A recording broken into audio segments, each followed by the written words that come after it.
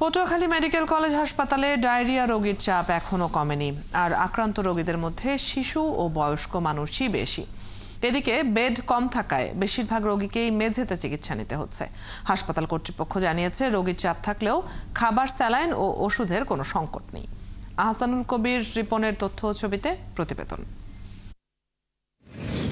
Patuakhali medical college হাসপাতালে diarrhoea ওয়ার্ডে প্রতিদিন গড়ে 25 জন রোগী ভর্তি হচ্ছে, যাদের মধ্যে শিশু ও বয়স্ক মানুষই বেশি। এই হাসপাতালে সরকারিভাবে বেড রয়েছে মাত্র 15টি।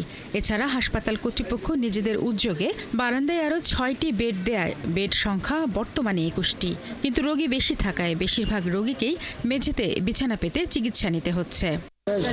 পায়খানা, বমি, ঘোড়া, সব একই। পাতলা পায়খানা, বমি কালকে বিকেল থেকে সকালে আসছি 9টা বাজে। সকালবেলা বড় নার্স আসছে, সে সেলাইন দিয়েছে, এখন ওই ব্লাড টেস্ট করাইছি। চিকিৎসা সব ঔষধ এই জায়গায় পাওয়া যায়। এখন বাচ্চা ভালো আছে। হাসপাতাল কর্তৃপক্ষ জানায়, বছরের এই সময়ে রোগী বেশি থাকে, তাই বেড সংকটে সেবা দিতে সমস্যা হলেও হাসপাতালে খাবার, স্যালাইন ও অন্যান্য ওষুধের সংকট নেই। আমাদের এই হসপিটালে গত 24 ঘন্টায় নতুন 24 জন রোগী ভর্তি হয়েছে এবং এখন 43 জন চিকিৎসাধীন অবস্থায় আছে। তো আমাদের বর্তমানে কলেরা স্যালাইনের যথেষ্ট মজুদ আছে। আমরা রোগীদেরকে সরকারিভাবে সরবরাহ করি এবং অন্যান্য যে খাবার, স্যালাইন এবং যে অ্যান্টিবায়োটিক সবই আমরা হসপিটাল থেকে রোগীদেরকে বিনামূল্যে দিয়ে থাকি। হাসপাতালে চলতি মাসে এ পর্যন্ত 700-রও বেশি রোগী ভর্তি হয়েছে বলে জানায় কর্তৃপক্ষ।